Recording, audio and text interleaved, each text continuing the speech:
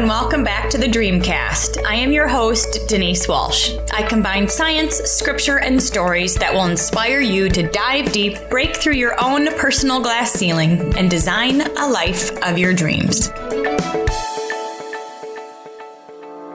Do you feel like you've not been able to make headway in achieving your goals?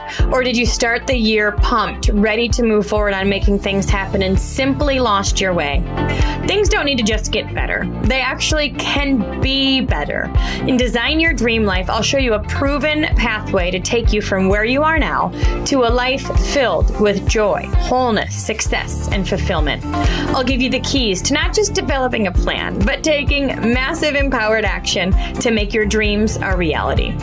Turn roadblocks into stepping stones and leverage the power of gratitude and forgiveness. Let's face it, taking massive empowered action and making your dreams a reality isn't always easy. So I'll be there with you every step of the way. Visit dreamlifetoolkit.com to purchase your copy of Design Your Dream Life, obtain resources, and join our free community. Again, that's dreamlifetoolkit.com.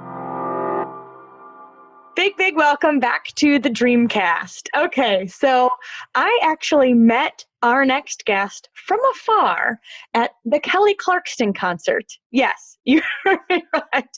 In fact, our next guest was asked to come up on stage and sing with Kelly Clarkson on stage. And honestly, when you first hear, I want to sing with you or sing with my daughter, people in the audience, I'm sure Kelly's like, okay, we'll see how this goes. And the audience was kind of the same, like, all right, we'll see how this goes.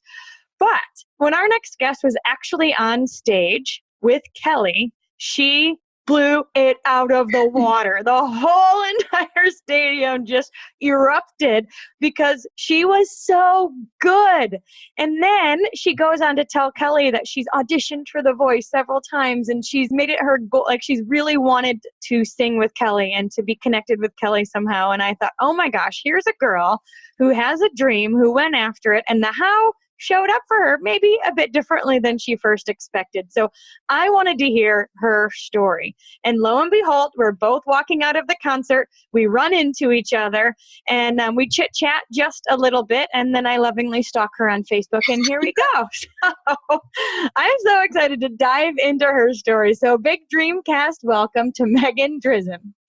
Thank you so much for having me. It was so nice meeting you after the show. You were awesome. It was so fun. It was really one of those divine appointments, I believe. So before we jump into the concert itself, because that was a really cool thing to watch, and I'm sure it was even cooler to experience, you have always been a singer. So tell us a bit about when did you first love singing and a bit about your singing career? I mean, I feel like as many kids my age, I grew up just carrying around those little tape recorders, right? Age of 2, here I am with my little thing annoying my mom. But then it was Spice Girls, any NSYNC, anything that I could get my hands on, I was always singing it. I always was involved in dance too. So anything show related I was doing. But yeah, I started choir at a really young age and did that all the way through. And it transitioned into an a cappella group in college, but I have been singing to some degree forever. And now it's more for friends' weddings or for events. I have been working with one of my friends who has a band. We're trying to get that going in the right direction. So to some degree, always singing. It's definitely one of those things where it's a feel good and it's fun. And other people like to do it with me. So that makes it even more fun. Yeah, it's one of those things that when you have this love, it's always there, right? Whether you're 2 or 10 or in college, singing has always been a part of your life. Mm-hmm. When did you decide to go try out for The Voice? I think it's one of those things where, I watched Kelly Clarkson, from the moment she auditioned all the way through and immediately connected with her, just her journey and experience. And so I think even as a kid, it was oh, American Idol is so cool. What an awesome thing and opportunity. And then when American Idol went away and The Voice kind of came around, I really loved that it was about your voice, right? They're not really, because they're blind auditions, the judges are not necessarily looking at you. They're hearing you and hearing what you have to offer and really just rating that. And so just with all, I have a really supportive, awesome family and friend group. So they've always been like, you should do this. Like, why not? What do you have to lose? So I think the first time I auditioned, I was in college, and it was like through my a cappella group, you're like, all right, let's all just try something. Like, let's step out of our comfort zones. And so I did, and kind of all went from there. So how does the process work? You just, show up? Tell me about. Yeah. So for The Voice, and American Idol, you sign up online for one of the locations, right? You fill out all this paperwork. You kind of tell them your story. You can link like different clips to YouTube videos or your website or social media. And then you go to the open casting audition. At least this is like one of the ways you can do it. And so you show up and you kind of make sure you're dressed in something you'd perform in, and so that they can see your vibe and what you're like. You have to have a few songs prepared, but basically for The Voice, especially, you walk in and there's a few producers, 1 to 2 producers, and you get to sing probably about 30 seconds of your song. So song selection is really important, making sure you're showing off not only like who you are, right? Like the type of music you like to sing, but that range has to be in there in that little clip. In that 30 seconds, holy cow. Yeah, it's fast. So you walk in and you kind of give it all you've got. And then at the end of it, they're like, okay, we want to keep you and you and you, and then the rest can go. And that's about it. The second time that I auditioned, I end up getting asked to go all the way through. There's different rounds, right? It's not just like, oh, once the producer picks you, then it's like you're on the show. I think that there's 6 rounds total. I'm almost sure. I might be wrong, but regardless. So the final round before you are put on the show, they're like, okay, you are going to have 2 songs that you get to sing, the full songs. Come in like your show attire, and you will be performing in front of the producers and the full cameras, because they do the camera testing too. And I just was not mentally prepared for what I was walking into. I'm thinking like, oh, there'll be one camera. But this one was in a recording studio in Ohio. And it was actually really cool because it was like in a basement, like you never know there was a studio there, and Beyonce had just recorded there. Like it was really cool. But so you walk down and they're like, all right, you're up. I go in this room and there's just full lights, big rotating camera, and 2 people that I couldn't even see because the lights were so bright. So you could definitely hear the nerves in my voice. That was for sure. But yeah. And so the next step would have been to go to the blinds, but ooh, wow. So, I mean, it's not just a one-stop shop. They are looking at everything. They're looking at your voice. They're looking at stage presence. They're looking at attire and, how you perform and all that kind of stuff. What would you say is your favorite part of the audition process so far? So I think just being able to hear everyone else's talent, right? Like it's amazing how much talent is out there in the world, and from people that you may not expect it from, right? Like, I think that's the coolest thing. You're just in this room with tons of thousands of people waiting to pursue their dream in the same way that you are, for different reasons, right? Everyone's experience is different, but getting to talk to them and hear them sing and like harmonizing with them and all of that has been so amazing. First or second time I auditioned, I met 2 of my very best friends. We met in Chicago 6 years ago. And it was just because we were all auditioning and we were like chatting it up at the hotel afterwards. And they have become 2 of my best friends. I sang at their wedding for their first dance, and Laura Lee sang before my wedding ceremony. And yeah, they're just 2 amazing human beings. So that is definitely the coolest part, just getting to know people that you may never have known existed. Yeah, and you've got similar dreams and similar skill sets and similar passions where you really can support and encourage each other. Absolutely. Cool. So did you ever make it to the blind auditions?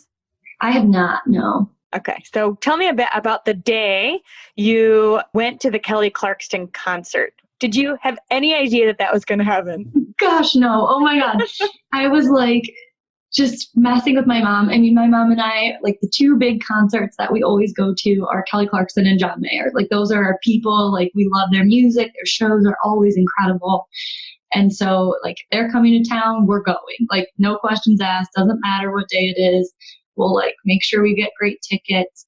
So when we saw that she was coming and I saw that it was Valentine's Day, I pretty much called my husband and I was like, hey, like, sorry, I know it's Valentine's Day, but Kelly Clarkson. So my mom and I had purchased tickets like the day they came out. And we were joking. I was like, oh, we should make signs. Like, we'll be right there. We might as well. Because you guys she actually had a bar surrounding the whole stage, and you could buy tickets to sit at this bar and like be right up close to the stage. And that's exactly what you guys did. Yeah, we were like 10 feet from them, not even. It was so amazing. But so we were joking like, oh, what would the sign say? And I'm like, I don't know. My mom and I's song has always been My Girl by the Temptations. It's just the two of us. So we've been like the two amigos, not the three amigos. But yeah, it's the song that we danced to at my wedding. And it just has a special place in our hearts. And so we were like, okay, we should think of, some cheeky signs that, might make her laugh and get her attention. So the one said, because of you, I ditched my husband on Valentine's Day to go on a date with my mom, because of you being one of her song titles. And then the other one, I can't remember the exact wording, but it was like, this day could only get better if you sang My Girl with my little girl. And that was the one my mom was holding. And so it was interesting because beforehand with the tickets that we purchased, they had like this little cocktail hour and they were doing like karaoke. So people were singing karaoke in this room with food and other things going on. It was really cute. And so I had sang in there per my mom's request. She's always like, go sing, go sing. And so I did. And then that was fun and not expecting anything from that. But I had noticed and started talking to one of the security guards and tour managers there, like right after I did the karaoke. And then when Kelly started talking to us about our signs, like while she was on stage, I noticed the same guy came up and he was like standing right behind us. And so then I started talking to him and then she was like, oh, we'll have her come up during, minute. And kind of the rest was history. And even then I was in shock. I was like, she's not going to actually have me come up there. There's no way. And so I was very calm. Like, mind you, I've sang my whole life, but I've always had stage fright. Like I always get nervous. And I was just so eerily calm because I was like, there's no possible way that Kelly Clarkson is going to bring me up on her like minute and on Facebook Live and at her show. There's just no way. For those that don't know, what's so cool is that every show that Kelly does, she has, what is it, Minute and a Glass of Wine is what the segment is called. And they actually go live on her Facebook page. So Kelly saw the signs at the beginning of the concert, but was like, hey, come back up during this like live segment where we go live and broadcast to the world. And, we'll see if you're any good. Yeah. Yep. And so the tour manager, he wasn't the manager. He was just one of the tour guys. He's awesome. He was like, oh, are you a professional singer? And I said, no, but I've sang my whole life. And he was like, do you have experience with the in-ears, which is like the sound feedback system? And I said, yes. So then he's like, all right, we'll bring you back. So they brought me back. They got me fitted for in-ears, got me all hooked up. And then I just stood there and I'm like staring at her from behind the stage. And I'm like, there is just no way. And so some of her team came over to me and they were like, are you okay? Like, are you going to freak out? And I was like, no. And they were like, are you nervous? And I was like, no. And it was just so strange to me because I usually do get very nervous. But I think I was just in such disbelief. And then she started talking to me and kind of just went up and had a conversation, which turned into us singing together, which was just amazing. Yeah. So you're on stage. You guys are singing My Girl. You're harmonizing together with your mentor from afar. Right. And then you told her, dude, I tried out for The Voice. Yeah. Which like in retrospect, I was like, oh, like that could have been perceived in a different way.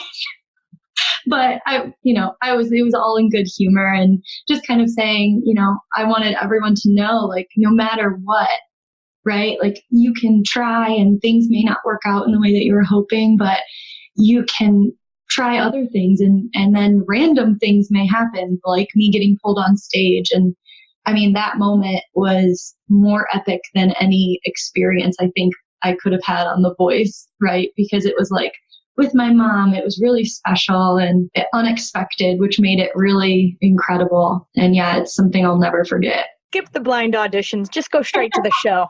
Yeah. Well, and that is honestly when you said that, we were all like, oh, this is not just a random event. This is not just like, oh, come see if my daughter can sing.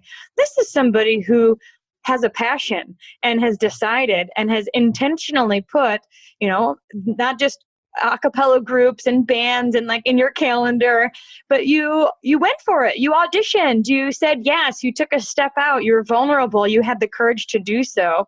And what I love about that is that you're right. The how, like I always say, know what you want and the how will show up. You are taking steps towards your direction, and the how came out of the blue. So tell me what's happened since that day. Pretty quickly after that, someone from her team reached out, and there's like, paperwork that needed to be filled out to make sure that they could use the footage and all of that good stuff. I sent over like some links, right? Like if I'm talking to her managers and her team, I'm going to make sure they know who I am.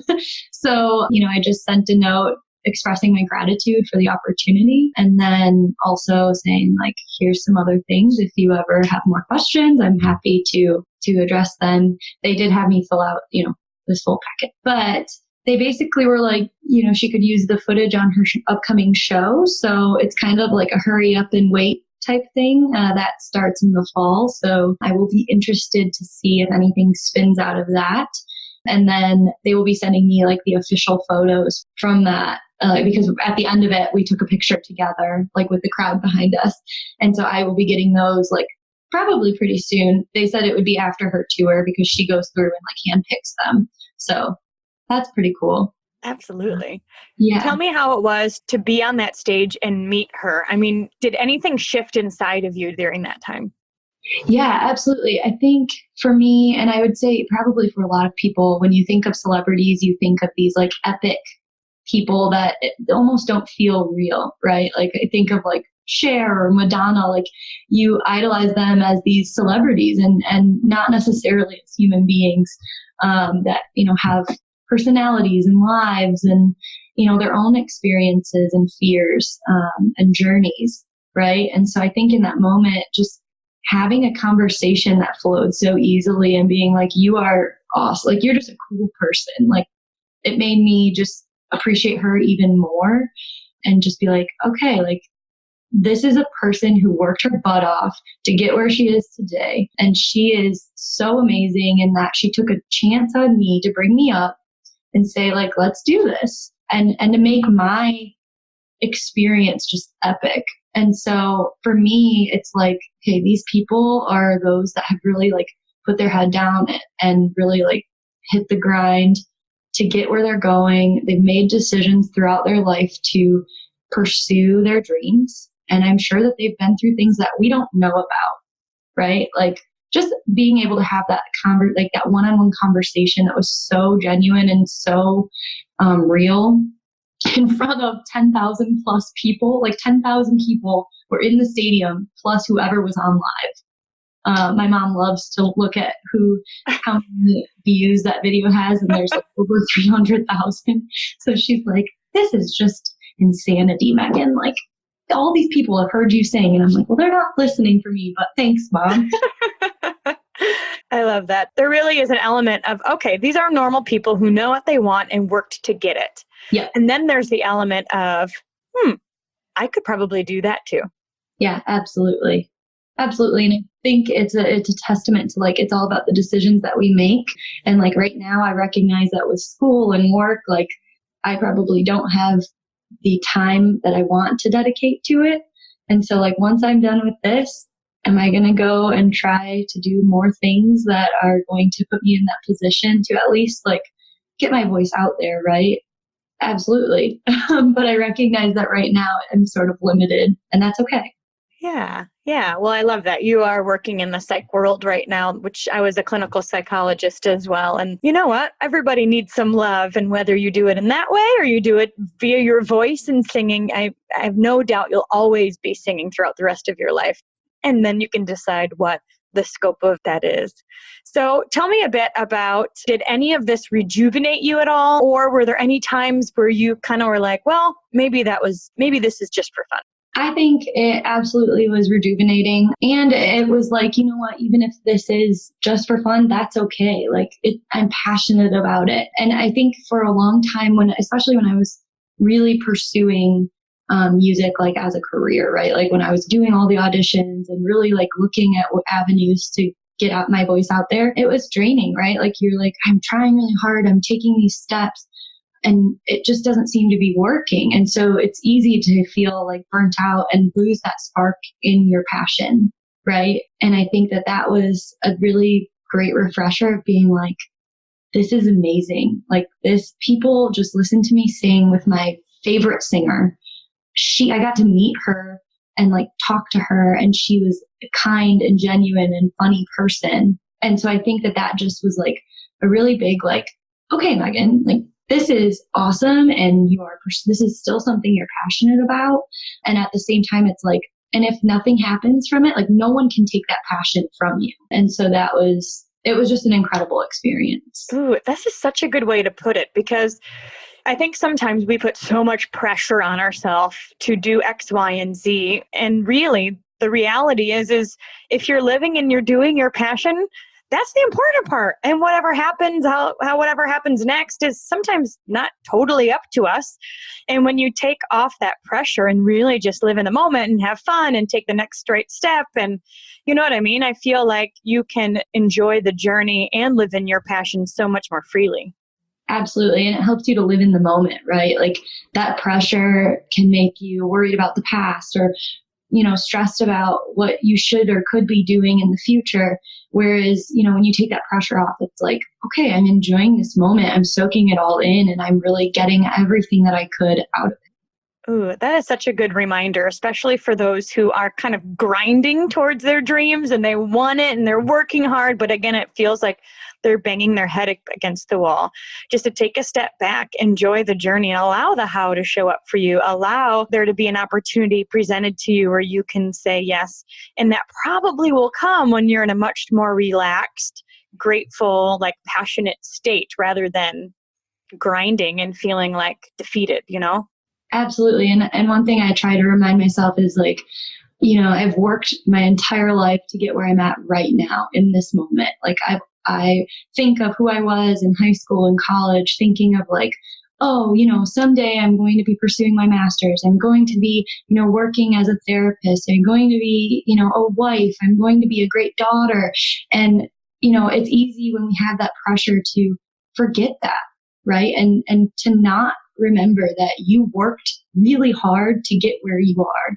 And even though your journey is not complete and there's still other things you want to accomplish, like let's not forget that you dreamt of the days that you're experiencing currently. Ooh, mic drop. Yeah. Did you guys hear that? I think that's so true. It reminds me of the analogy kind of staring at the tree versus the whole forest, because sometimes we're staring at the tree going, why is this tree here? Why is it not bigger? Why is it, you know what I mean? But if you take a look at the whole picture and you really say, okay, this is just a piece of it. And look how far I've come and look at where I am. And I love it. And I'm proud of it. And we're going to continue to move and grow and pivot and transition and change. And lots of things are coming, but you really can settle in and enjoy the journey. And I think that that's kind of the piece that transcends so much of our own, when we're trying to hold on too tight, it doesn't work. Absolutely. Yeah.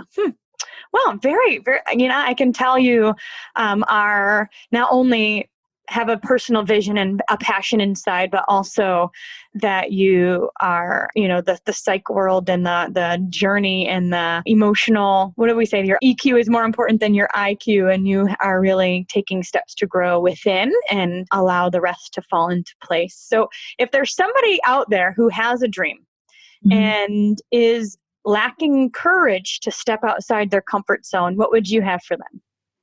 I would just say take the leap, right? Nothing's going to change if you stay stagnant, if you stay stuck in that fear. And fear, when we let it control us, it consumes us. You're never going to get where you're hoping to go if you allow that to control you. And only you can change that. And you can do it quickly, right? Like with small steps. Take a step to, maybe go to an open mic night if it's singing, or put a YouTube video out there, or, anything, something small. And it doesn't just have to be with music. It can be with anything, with friendships, with family, with school, literally whatever your dream is. Like make one little change to take a step towards it, and you will never look back and regret it. And then for somebody who feels like they're taking steps but banging their head against the wall, what would you say to them? I would say take a step back and take a deep breath and really look at what you're doing. And, if something's not working, what can you change, right? We're human beings are always evolving and changing. And like you said, pivoting, right? It's not like we get to a certain spot and then just stop. Things and life are always coming at us. And all we can do is take a deep breath and say, okay, what can I control and how can I make things better for myself? One analogy that I really, really liked, just for life in general, that I find so applicable is like when you're on an airplane, right? They always tell you to put your own oxygen mask on before helping others, right? Like you have to make sure that you are just like feeding yourself the good and the oxygen of your life to be able to pursue your passions and feed into anything and everything, whether it be people, whether it be your dreams or your passions. Like make sure you are centered with yourself and saying like, I'm ready. I'm good. Like I can do this. Because if you're running on empty and you're banging your head against the wall, you're going to get burnout and you're going to feel stuck, and you're not. Absolutely. Feels like you have no options when in fact, when you remember how far you've come, you take that step back. There's always a plethora of options for you to choose from. Absolutely. Well, thank you so much, Megan, for sharing your story. And honestly, congratulations for pursuing your dream and allowing the how to show up. And you guys, all her social media links will be in the description box below. And so one last question, Megan, is what is one thing you do every day that you couldn't live without? Ooh, I think my number one is I wake up a bit early and I kind of sit with myself and my husband and we have a cup of coffee. It's just the best way for us to get our day started and take a moment to just kind of be together before life comes at us. It's a good recharge moment. So I would definitely recommend allowing yourself to have that, even if it's 10 minutes, give yourself that time to just recharge and be with yourself and your loved ones if they're there. So it's an awesome way to start the day. Yay. Do you sing on your way to work?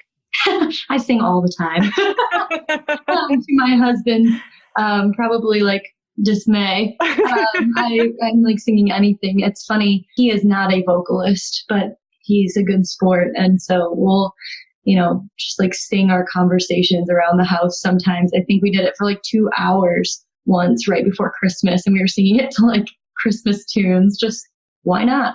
Yeah, pursuing your passions can be in the little moments too. It doesn't have to be grand, big planned things. That is amazing. Yes, that is creating memories and just bringing up the joy everywhere you are. Absolutely. Roll your windows down in the car and blast your music and sing along. That's right. That's right. Well, thank you so much, Megan. We so appreciate you sharing your story. And whatever you do, we know that you're going to be blessing those around you. So you guys check out her social media and share your aha moments from this episode. Thanks, guys. Thank you so much. Thanks so much for hanging out with us today. I want to hear your aha moment from today's amazing episode. If you could leave a review at whatever podcast player you choose to listen from, Apple Podcast, Castbox, Spotify, YouTube, wherever you're listening from, leave a review and share with us your favorite part of today's episode. Thanks for hanging out, and remember to dream big.